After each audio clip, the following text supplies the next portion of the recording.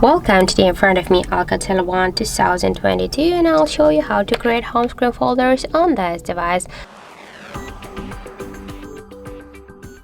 So just first hold for a while the application and drag this app to another one, and now here you can see the new created home screen folder on our device screen. If you want to add here more applications, just by the same way, hold it and drag it here. We can also rename the name of the folder. Just click here once on the name, and after that enter the new one. For example, enter here the apps, then just click here to OK, and now we can see that we just successfully renamed our device home screen folder. Just to move this folder here on the screen, hold it and drag it. For example, here we can also move the folder here between the screens.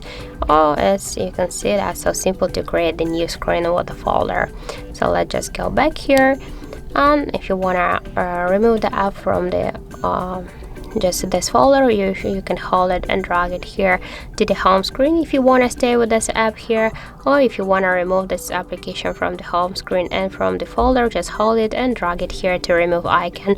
But don't worry, you will stay with this app here in the apps menu. So that's it. Thank you for watching, and if you find this video helpful, don't forget to leave a like, comment and to subscribe our channel.